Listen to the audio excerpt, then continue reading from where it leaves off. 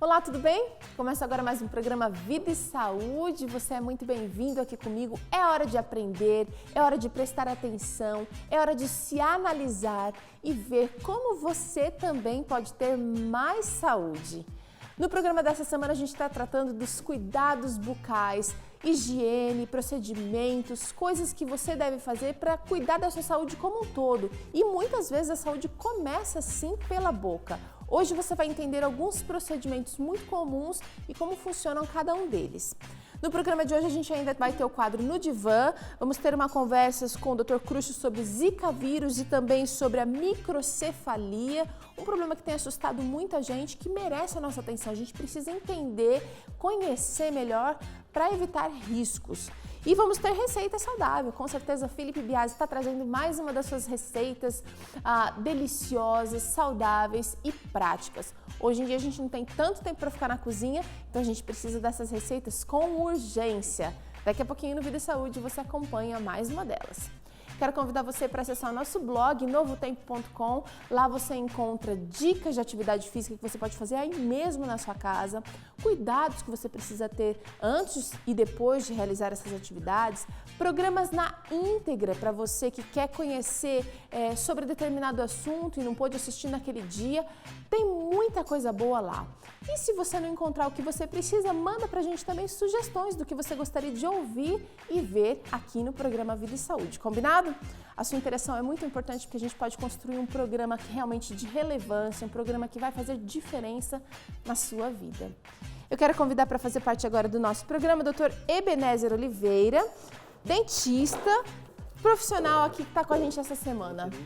Tudo bem? Tudo. Bem-vindo mais uma vez. Obrigado. Tá preparado para hoje? Vamos lá, estamos sim. Quero conhecer muitos procedimentos, entender como funcionam e a gente, quando vai ao especialista, a gente pode ir também já pensando no que dá para ser feito. A internet ajuda muito a gente nesse aspecto, mas também pode confundir. Então a gente precisa ter um pouquinho de experiência, de conhecimento antes de chegar nessa fase, né? Isso é verdade, Teruza. Na verdade, hoje em dia o paciente tem uma facilidade muito grande de pesquisar através da internet, mas muitas coisas que estão na internet a gente tem que ter um cuidado para saber se aquilo lá é absolutamente... Aplica a nossa realidade ou não. Isso, se é verdade ou não também. Bom, é o seguinte, o dente ciso, vamos começar pelo problema aí. Dente ciso incomoda a vida de muita gente. Ele pode surgir mais tardiamente, pode surgir ali durante aquela fase que você falou, até os 18 anos, né, que é quando a formação acaba se completando, a formação dentária, mas ele também pode, às vezes, nem surgir e causar incômodo. Antes mesmo de nascer, começar a causar dor, começar a mexer no espaçamento ali dos dentes. Por que às vezes, ele precisa ser retirado? Vamos lá. O dente do siso é o terceiro molar, né? Por que ele nasce mais tarde do que todos? Vamos perguntar isso primeiro. Na verdade, assim, a cronologia, né, do dente, ele é uma região bem difícil de erupcionar, de nascer o dente, porque é lá no fundo, né? Então, assim, ele está sendo formado ainda quando os outros dentes já nasceram. Tá. Né? Ou seja, a raiz do dente do terceiro molar está nascendo, está terminando de formar enquanto os outros dentes já nasceram. Então, por isso que ele demora um pouco mais, né? Todo mundo tem dente do siso? Sim. Na verdade, assim, todo mundo que é normal, porque existe agenesia. O que é agenesia? É falta do gene de algum dente, né? Então, se a pessoa... E pode ser qualquer um Pode ser deles. qualquer um. Olha né? só.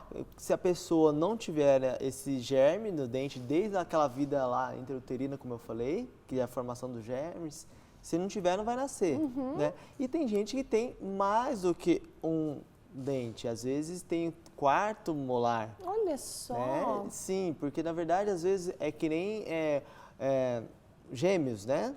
Às vezes, um germe consegue se dividir em dois. Se multiplicou. E aí vai nascer dois dentes. Né? Vamos fazer uma pausa aqui na nossa conversa? Vamos acompanhar agora o case, a história de alguém que sofreu com perda óssea. Vamos ver. Esse senhor carioca é um dos vários brasileiros que foram afetados pela perda óssea. Além de dores, esse problema desencadeou outras dificuldades que influenciaram até mesmo na estética e autoestima. Foi então que ele procurou tratamento especializado para poder ter sua vida de volta. Parece que eu tenho um processo de bruxismo, né? E tive uma fissura aqui em cima, criou uma bolha, né? E a gente não tem aquela cultura do tratamento periodontal, né?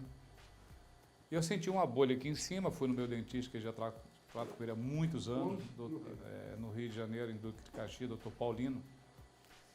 E ele viu aquela bolha aqui em cima, ele estranhou, tirou uma radiografia e constatou que tinha uma bolsa aqui em cima. Que era uma perda óssea. Que tinha uma perda óssea. Ele falou assim, olha, Edivaldo, tem uma infecção e está provocando uma perda óssea séria. Eu vou abrir, vou raspar, acredito que com isso sane o problema. Tudo bem. Então ele abriu, fez a cirurgia e tal, raspou e ficou uma retração gengival logo aqui na frente. Ficou um espaço da gengiva e o dente. Fica naquela, como se fosse uma janela aqui na frente. Só que depois voltou de novo o problema.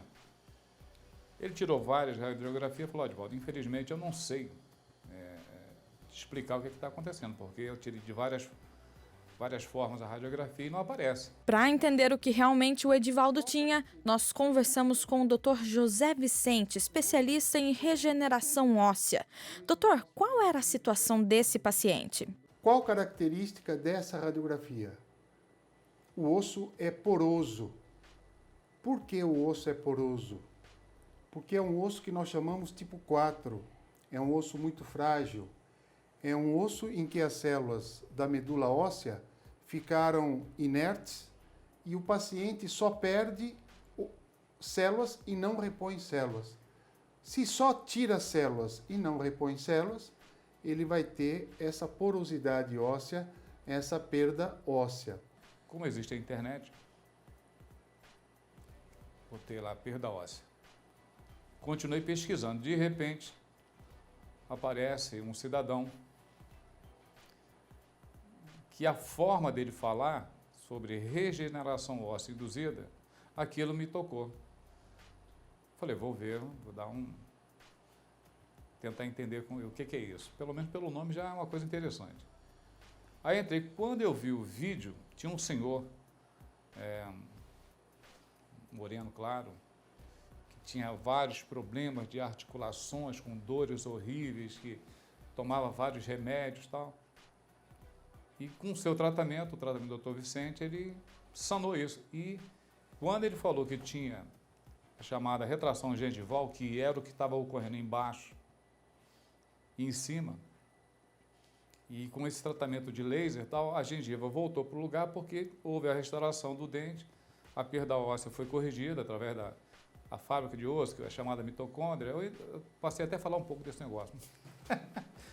Aí eu, ouvindo o Dr. Vicente falar, bom, você tem várias enzimas, várias bactérias na boca, tem uma dela que solta uma enzima que vai para a mitocôndria, que provoca uma inflamação, a mitocôndria deixa de produzir o osso 100%, passa a produzir 30%, 20%, de repente para.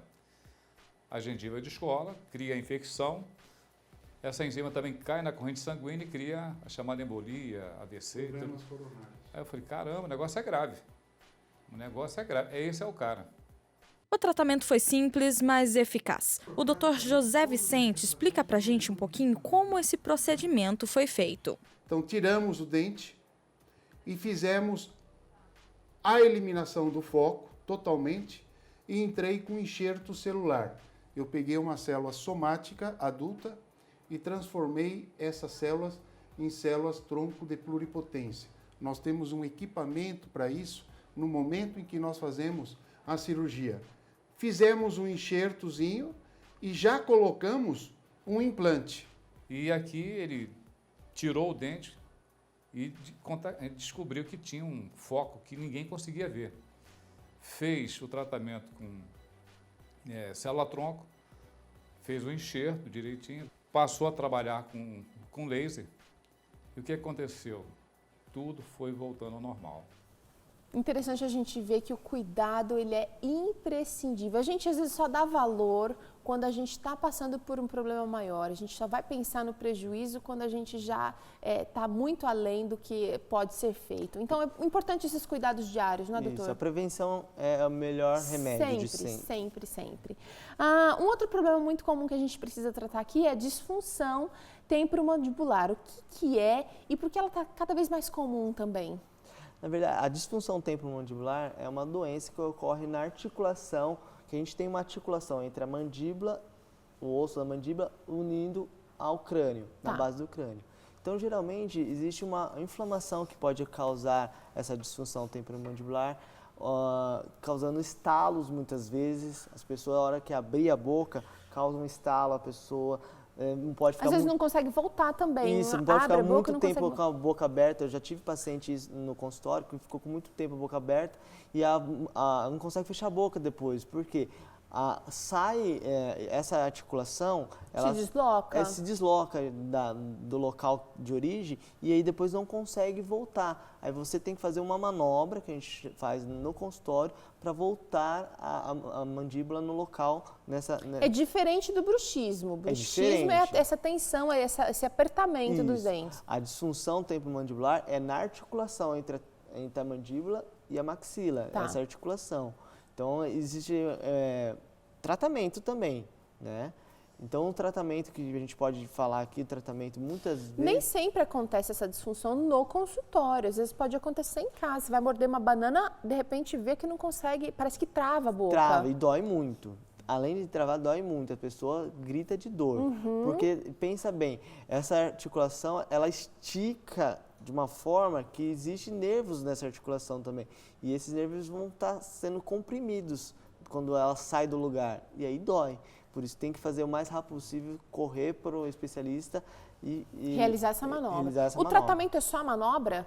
Não, a disfunção temporomandibular você tem que tirar as causas. Quais são as causas? Geralmente problemas da articulação, que aí você pode fazer o tratamento cirúrgico ou medicamentoso, depende do grau, né? Quem vai determinar isso é o especialista. É o especialista, né? Então, você tem que fazer um diagnóstico diferenciado pelo especialista. Muitas vezes, você procura um ortodontista ou um cirurgião bucomaxilo, especialista nessa área para verificar qual é o real problema da disfunção temporomandibular. Queria saber o seguinte, clareamento dental também é uma busca desenfreada no dentista. Na verdade, a gente vê que todos os tratamentos estéticos do corpo estão assim em alta. E o clareamento é um desses que também, além de ter se tornado uma frequência da ida ao consultório, também se tornou um procedimento que as pessoas querem fazer até em casa.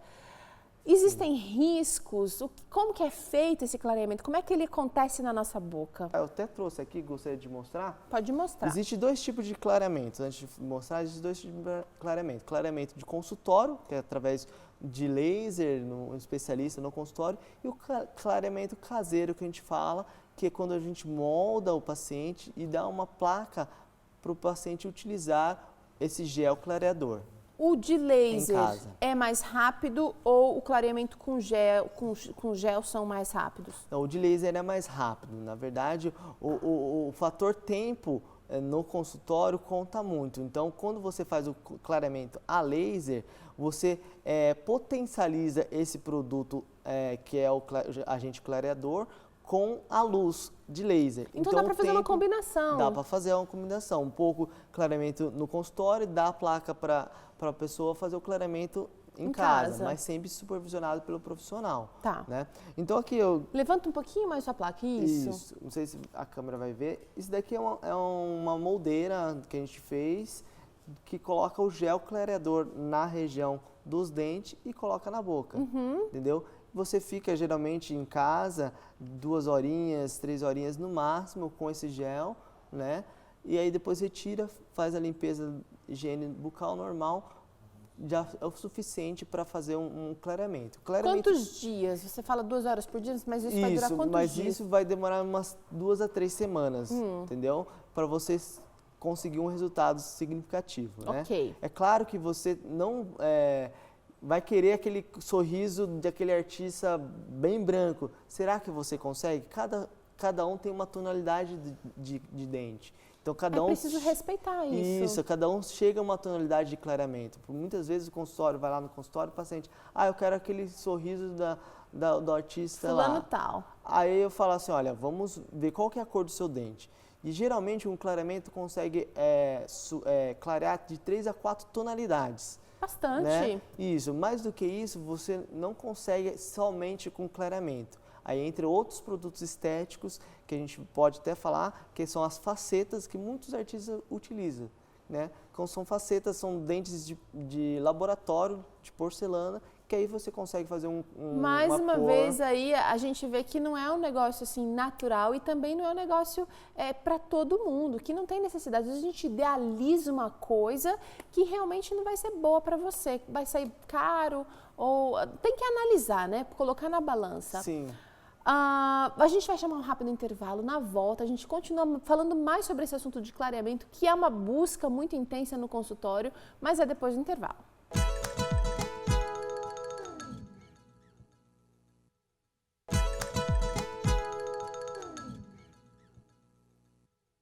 Estamos de volta com o Dr. Ebenezer aqui, entendendo um pouquinho de procedimentos bucais. A gente já falou sobre várias coisas no primeiro bloco. Agora o assunto é clareamento. Uma busca intensa no consultório tem acontecido por esse procedimento. As pessoas querem, às vezes, antes de pensar na saúde bucal, pensar na beleza bucal. Hoje em dia a estética está em voga, né, Teru? Então as pessoas procuram muito no consultório a estética. Mas a gente tem que fazer a seguinte pergunta, será que vale a pena todo o sofrimento para ter um sorriso de artista? Uhum. E até quando isso é viável, é saudável ou não?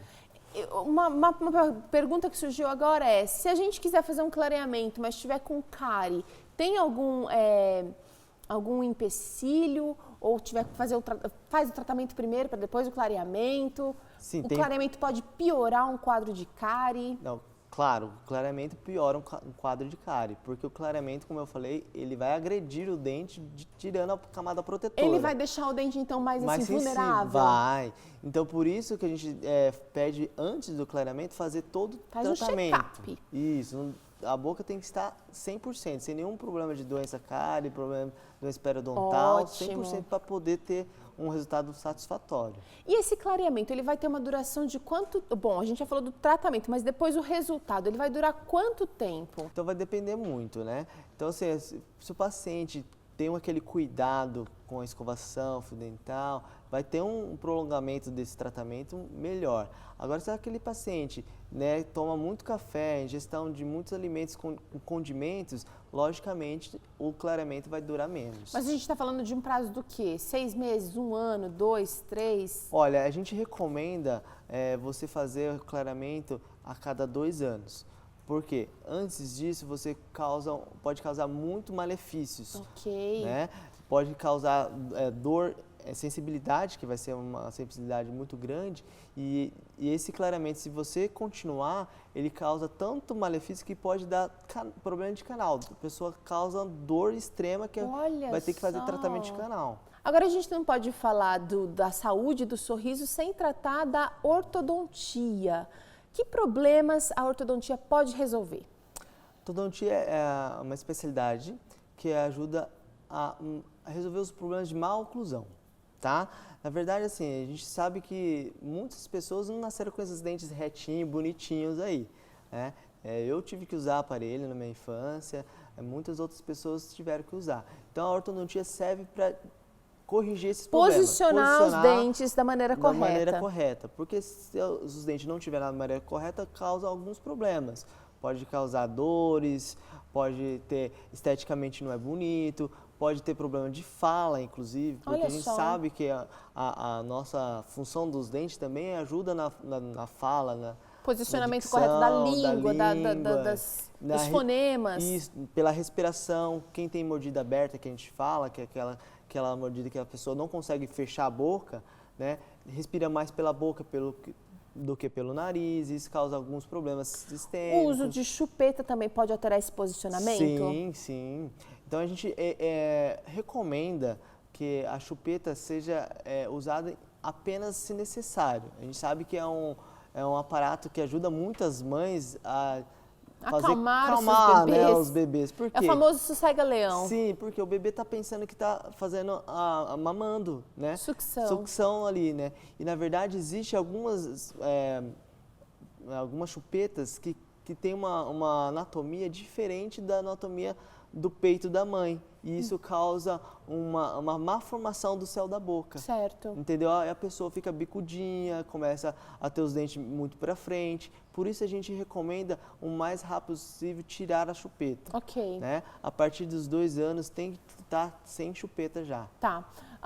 Existe também a má formação ou mau posicionamento genético. Crianças que talvez nunca chuparam a chupeta ou não usaram mamadeira, mas que vão ter essa abertura diferente ou esse céu da boca diferente também. Sim. A ortodontia vai ajudar com aparelhos, com que tipo de procedimentos? Sim, a ortodontia vai ajudar sim para resolver esse problema. Existe a ortodontia preventiva que a gente fala, que é justamente para essas crianças que têm esses problemas de má posição, o céu da boca está um pouco má formado e tal, que a gente chama de ortodontia preventiva, que usa aparelhos preventivos, que não é aquele aparelho típico que a gente chama, que é aquele aparelho fixo, né?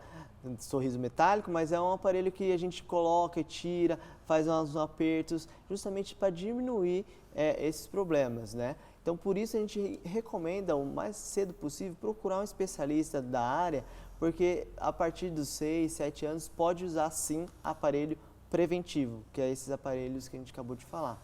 Agora, às vezes o tratamento da ortodontia vai diferenciar o tempo de uso ali de pessoa para pessoa, porque cada caso é um caso. Sim. Mas como é que dá para a gente saber se o tratamento realmente está andando, está funcionando? Na verdade, assim, quando você vai no especialista... Existe um plano. Existe um plano de tratamento, né? Você faz toda uma documentação antes, tira o raio-x da boca, faz um modelinho.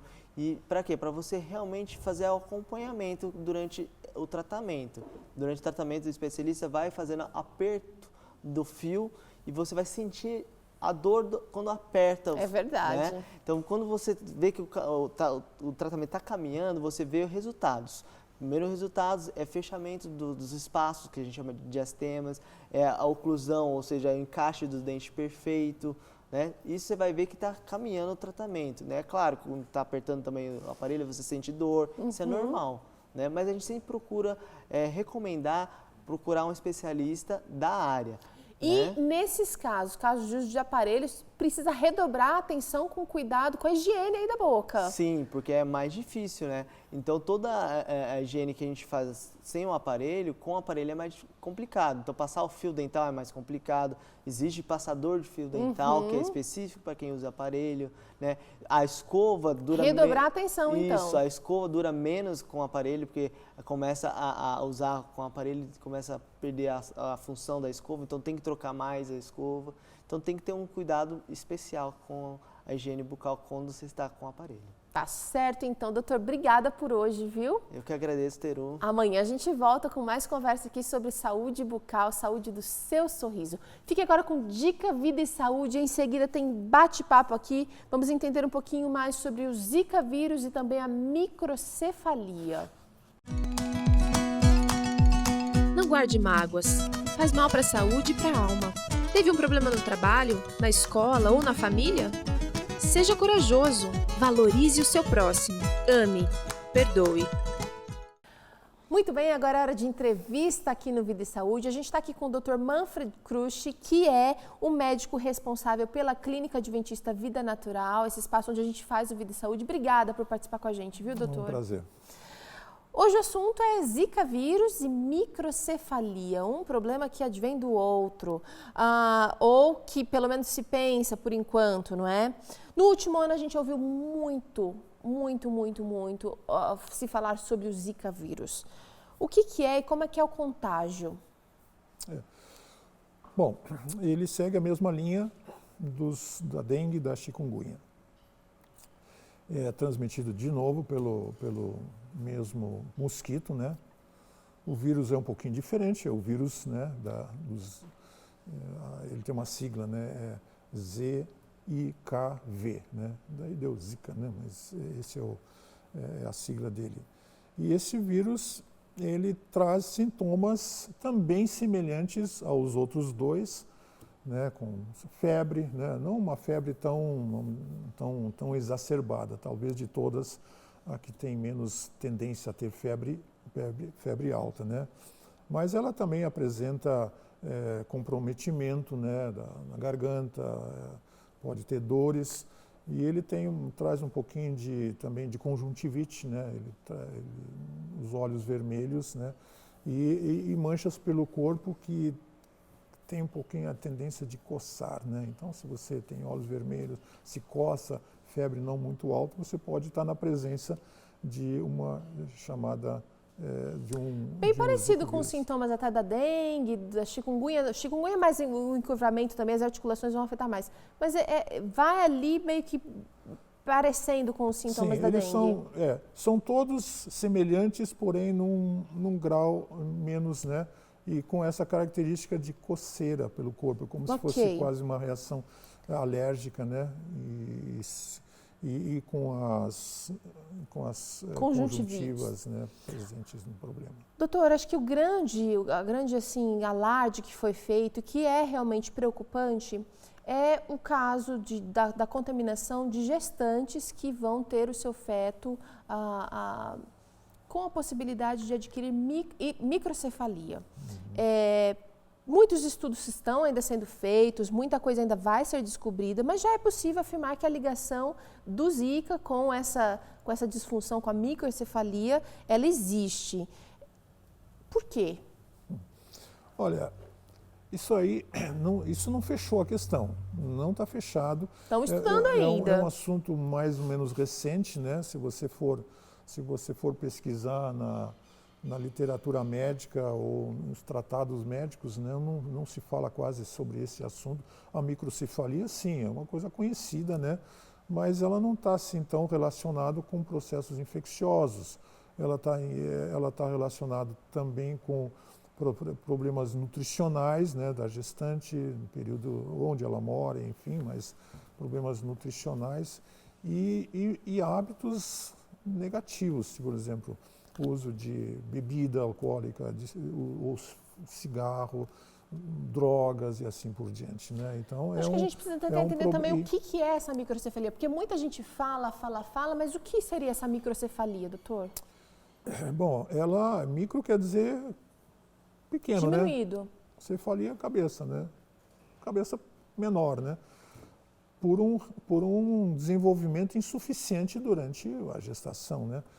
E isso está sendo, vamos dizer assim, feita uma associação entre talvez ter tido Zika ou estar tendo Zika e isso daí. O cérebro é menor, está entendendo? Ou seja, não está tão bem desenvolvido. E aí as consequências daí para frente, né? A criança vai ter um retardo no seu desenvolvimento físico, motor, intelectual, quer dizer, qualquer coisa que não está dentro da normalidade de uma evolução de uma criança normal. Agora, nem todos vão ter os mesmos graus de diminuição, de desenvolvimento, mas pode estar afetado. Mas volto a falar de novo, isso tem provavelmente muito a ver com as condições da mãe, né? O jeito que ela vive, o meio ambiente, etc. Mas não é excluída a possibilidade de processos infecciosos. É um assunto ainda muito recente, está sendo muito Foram encontrados, né, nas pesquisas a presença desses vírus no líquido amniótico, né, do nenê, tá entendendo? Então começa a se querer estabelecer uma relação. Mas é um pouco difícil, né, a gente fechar a questão, né?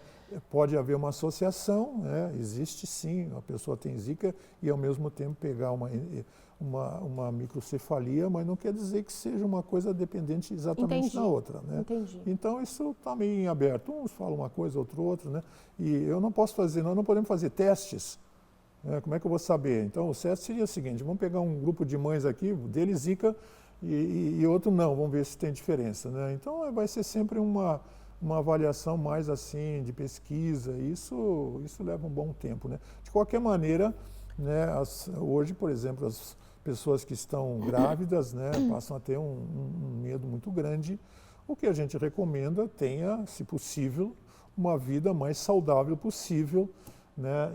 Não ande onde tenha muito Vamos falar um pouquinho sobre né? isso. Existe, sei lá, uma parcela da população que realmente está mais sujeita ao contato com esses mosquitos transmissores do Zika? Pois é, se você está morando num lugar assim, né, por exemplo, nos centros urbanos, né, onde tem muita gente um do lado do outro, e aqui um deixa uma coisa aberta ali, outro o esgoto, céu aberto, a água que cai da chuva e não tiram, enfim, são lugares mais favoráveis para ter o desenvolvimento do mosquito, que se ele tiver com o ziquinha dentro dele, ele Só vai te passar. lembrando que o mosquito, ele tem que picar alguém contaminado para daí ele transmitir. Sim, pois é. Então, alguém já deve ter tido zika para ele, né? Se ele não tiver a zika, ele não é problema. Mas aí eu também vou saber quem é. Então, mate todos eles, está entendendo? Para você se garantir desse Obviamente trio que essa aí. é uma solução impossível. Então, existem outras coisas que a gente pode fazer para se proteger um pouco mais, não é, doutor? Bom, você na sua casa, onde você mora, você pode Mas se o que eu posso proteger. fazer com o meu corpo? Pelo seu corpo, pois é. Então, estar bem fisicamente, né? Boa alimentação, né? É um bom fator com bastante coisas que ajudam, né, no processo da imunidade, voltando ao assunto, muita fruta, muita verdura, bastante água, não comer coisas doces e alimentos processados. Isso mina a força da imunidade. Isso sim, vai rebaixar, né?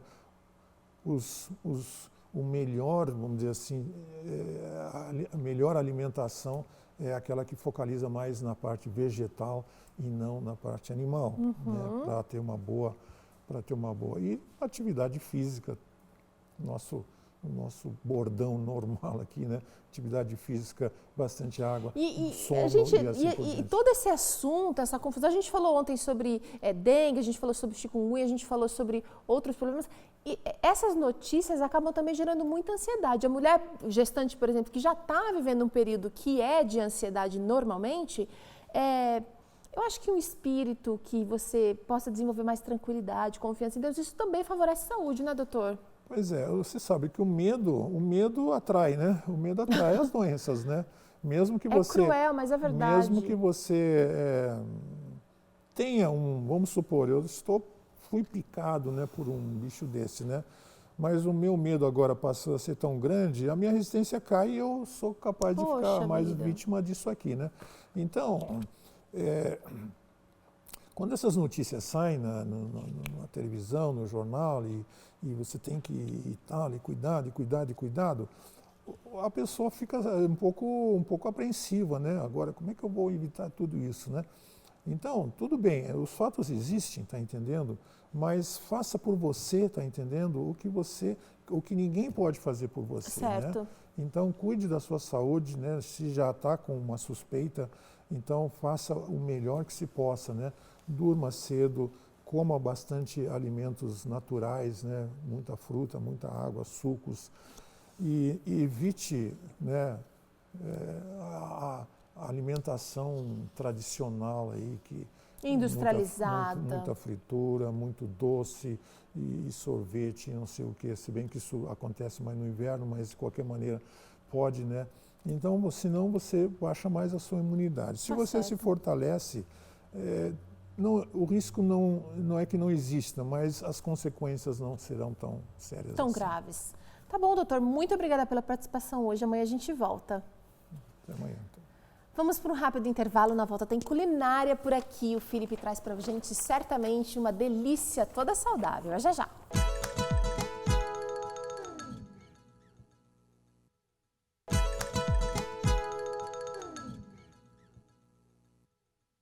É hora da culinária no Vida e Saúde. Tudo bem com você, Felipe? Tudo ótimo, melhor agora. Vamos ver se vai ficar melhor agora com essa receita que a gente vai provar. Mandioquinha cremosa. Você está imaginando aí o que pode ser? Eu não consigo imaginar que formato que vai ser, que gosto que vai ter. E tô olhando os ingredientes aqui, também não consigo ainda tirar essa essa informação. dúvida. Olha, Teru, vou te falar que essa é uma receita muito boa e muito fácil de fazer.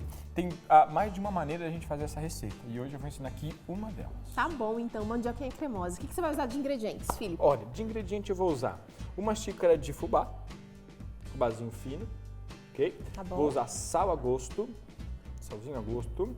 Vou usar alho, de 2 dentes no máximo, ok? Nada demais. Vou usar azeitonas, Ok. azeitonas pretas hoje, cheiro verde e, é claro, a mandioquinha já cozida e aqui eu já amassei ela com garfo, deixando ela em purê. Se eu não tiver Bom. mandioquinha, mas tiver mandioca na geladeira, posso usar mandioca? Pode, não tem problema, funciona do mesmo jeito. Aí de mandioquinha vai pra mandioca cremosa. É porque, assim, de repente, a mandioquinha nem sempre tá acessível no mercado, às vezes tá super cara e às vezes não tem mesmo. Então, a gente precisa aprender a adaptar. Sim, claro, e tem um ingrediente diferente. A mandioca sempre serve e dá o mesmo ponto, não tem problema. Então, tá Eu bom. acho que a única coisa que eu tiraria é o alho. Tiraria o alho? Tiraria. Então, Tira o alho. Pronto. mas não vai fazer falta? Não, mas não. Daqui a pouquinho você aprende o passo a passo dessa mandioquinha cremosa. Agora você vai acompanhar o quadro No Divã.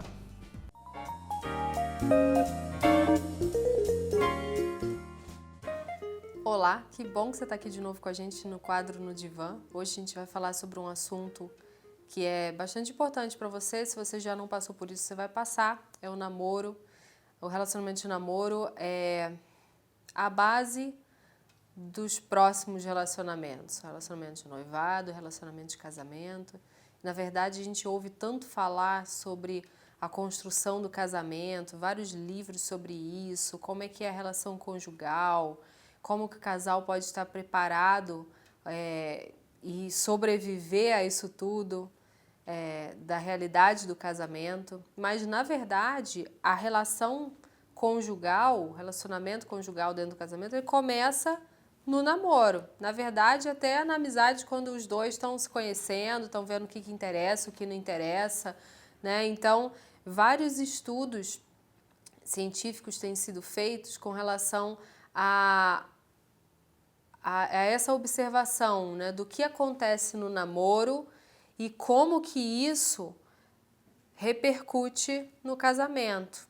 Ou seja, como aquilo que é desenvolvido e aquilo que não é desenvolvido também no período do namoro acaba contribuindo ou não para o relacionamento dentro do casamento. Então, algumas coisas que podem ser importantes para você pensar com relação ao seu namoro é o seguinte: conheça a fundo a personalidade de quem você está. A pessoa é fechada, é extrovertida, é introvertida, é calada, é muito sociável, não é? Como é que você se sente com isso tudo? O que é tolerável para você? Porque a gente vai ter que tolerar algumas coisas, né, nas relações, né, nossas, e o que é intolerável.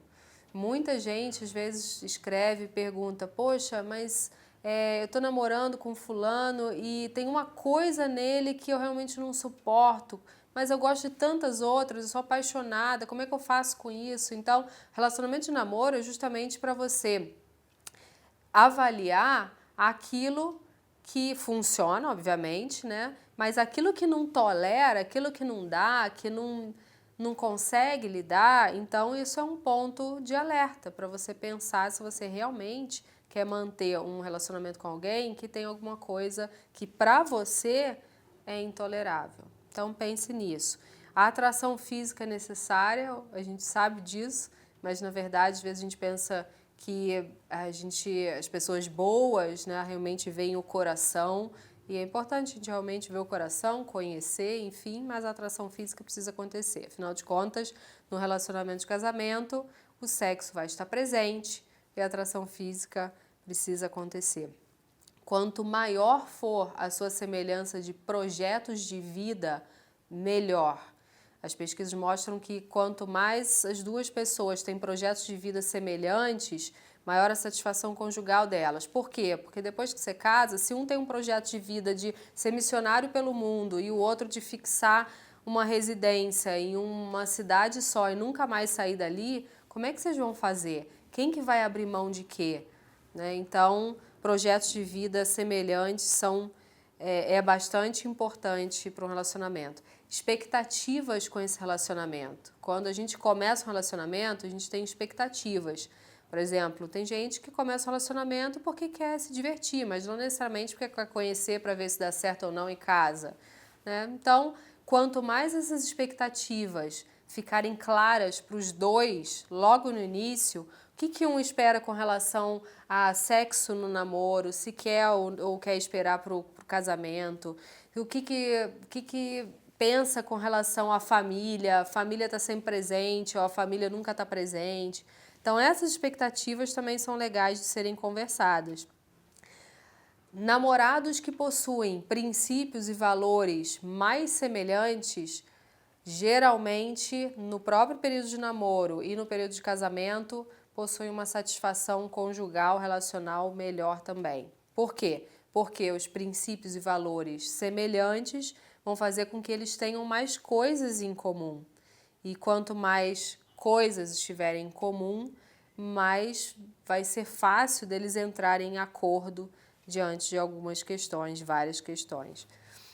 Comunicação precisa ser desenvolvida no namoro. Vários casais às vezes me perguntam: mas a gente não consegue resolver alguns assuntos no namoro. Será que no casamento a gente vai conseguir? Eu acho que depois a gente vai ser maduro e aí tudo vai melhorar. Na verdade, aquilo que vocês mais têm dificuldade em resolver no período do namoro é no período do namoro que precisam saber se vão resolver ou não. Porque se deixarem para depois, pode ser que não resolva. Então, o que é importante resolverem agora? Conseguem resolver? Não conseguem resolver? Isso é um ponto para vocês pensarem também, para darem continuidade ou não. Uma última questão bem importante para vocês. Intimidade afetiva é o que sustém um relacionamento, mais do que intimidade física. A intimidade física, na verdade, no namoro, ela pode contribuir para que você fique um pouco cego com relação a várias outras questões que precisam ser pensadas com relação a esse namoro. Então, a intimidade afetiva, quando eu digo, é vocês terem um carinho um pelo outro, não necessariamente sexual, não necessariamente físico, admiração, né? E você gostar de estar perto do outro, apesar de não necessariamente estar beijando, abraçando, se agarrando, enfim. Então, isso é intimidade afetiva. É aquilo que vocês desenvolvem juntos no relacionamento e que vai perdurar.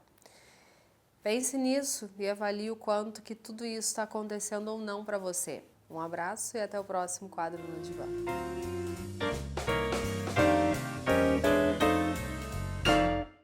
Muito bem, agora sim, passo a passo da nossa culinária. Hoje você está aprendendo mandioquinha cremosa, uma receita bem fácil. O Felipe, essa semana, resolveu descomplicar a cozinha vegetariana, né? Deixa tudo simples, mais gostoso, mais barato, melhor. Muito saudável, como sempre.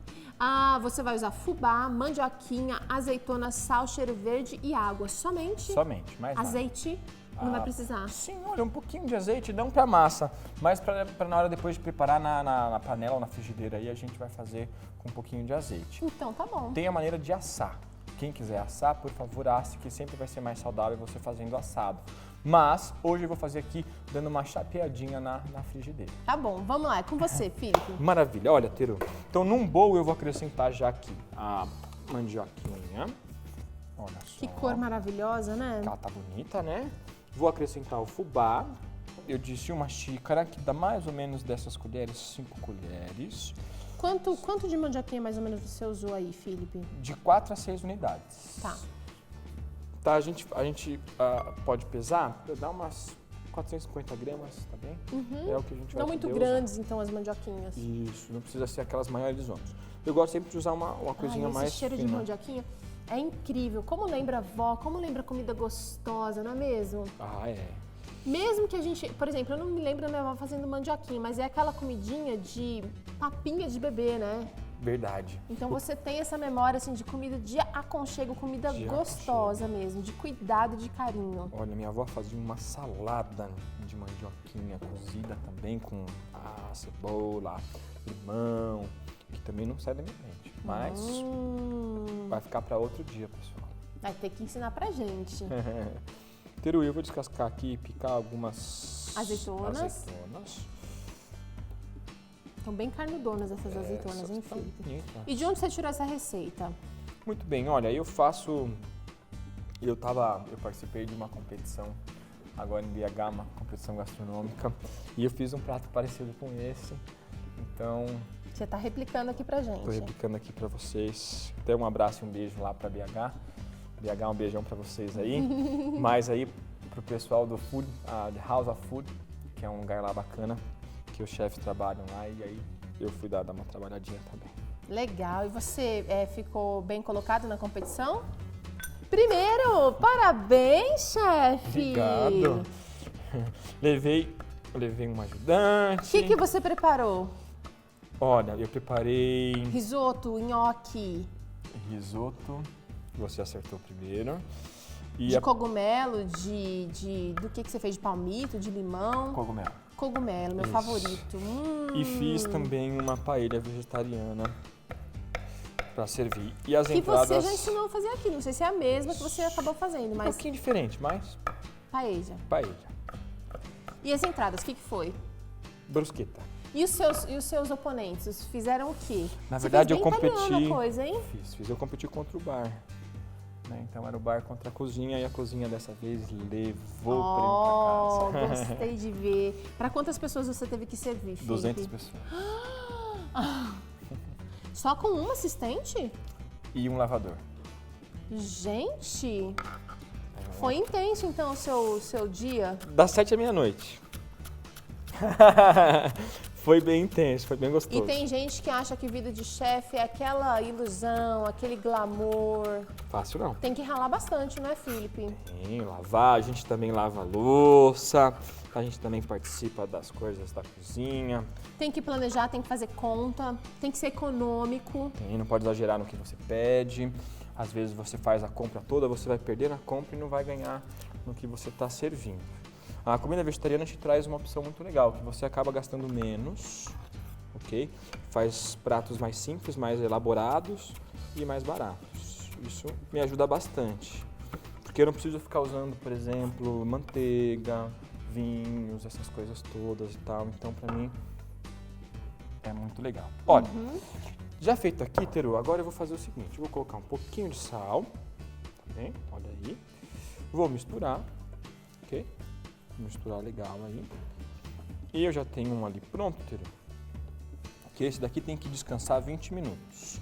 Depois de misturado, ele vai descansar 20 minutinhos. Olha aí como é que ele vai ficar aqui. E eu vou deixar ele descansar, ok? Pronto. Legal. Se liga pra gente, Teru, esse Vamos daí. ligar. Fogo alto, médio. Fogo alto. Pode colocar um pouquinho de azeite pra gente. Você vai fazer tipo de um croquete, uns biscoitinhos, uns bolinhos, é isso? Lá eu fiz quadradinho, Teru. Eu fiz tudo quadradinho. Então aqui pra você eu vou tentar fazer parecido que eu fiz lá pra você provar. Isso serve do quê? De entrada? De entrada. Ok? Então essa é uma entradinha, um tira-gosto. Vale muito a pena fazer. Tem Olha, muita coisa pra se fazer numa cozinha, não é não? tem. Olha, pra quem tem criatividade e gosta desse lugar que é a cozinha, não tem limites para nossa criatividade, né? Mas A gente redondinho mesmo, tá bonitinho também. Então, lá vamos nós. Fica tipo de uma polenta, só que a mandioquinha ela dá um outro sabor, né não? Isso. E com o fubá ele vai ter aquela crocância que a polenta traz. Agora é o seguinte, faz muito tempo que o Felipe não faz nenhum desafio de telespectador. Felipe gosta de ser desafiado, Felipe gosta de fazer uma receita incrementada. Então você tem que mandar pra gente. Lembra daquela coxinha que você fez de grão de bico? Acho que foi isso. Foi um desafio. Foi um desafio.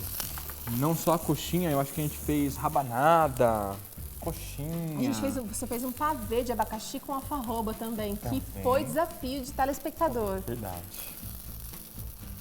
Teru, nada Você muito quer demorado. achatar? Pode Você só quer virar. tostar. Só Qual quero que é o tostar. objetivo aqui? Só tostar, criar aquela cor. Já que tá o purê, gente, o resto tudo perfeito, Teru. Esse é o foi o primeiro. ponto.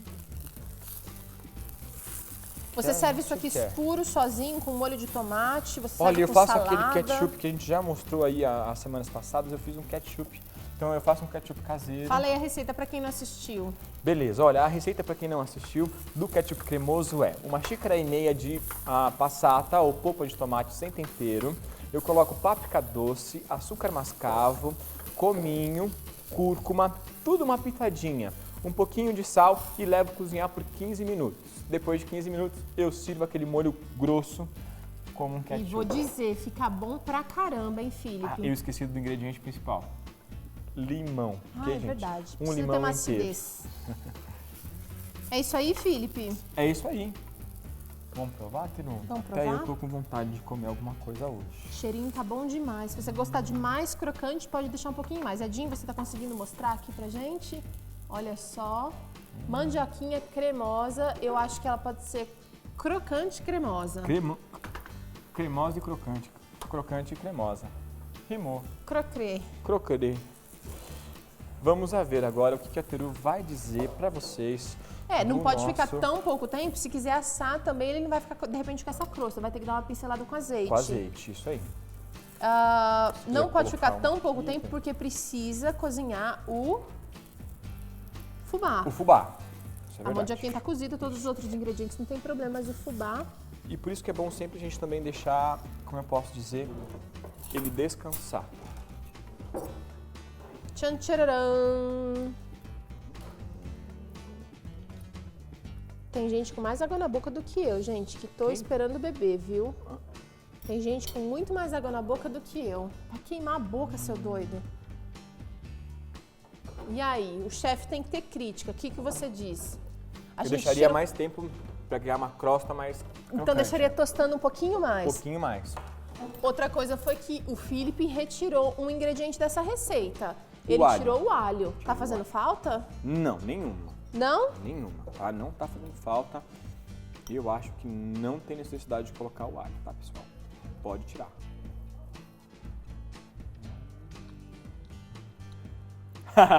Ai, que suspense. Não precisa de mais tempo de fogo não, tá? Ó, Tá no ponto? Perfeito. E esse, você viu, que também não tem alho. muito bom. Delicioso. Agora eu fiquei com vontade de comer com ketchup. E você sabe que eu não tô podendo passar vontade. Eu vou ter que fazer correr ali na cozinha, Teru, e fazer um ketchup pra você já. Ó, você aí que também não deve passar vontade, corre pra cozinha. Se não tiver mandioquinha, faz com mandioca. Se não tiver com mandioca, faz com cará, com inhame, com batata, qualquer coisa. Tá muito bom. O importante é você fazer receita saudável e também inovar na cozinha. Às vezes a gente fica só com o mesmo legume, com o mesmo ingrediente, a mesma cor. Inova e você vai ver que vai dar bons resultados. Um abraço e até amanhã com mais Vida e Saúde. Tchau!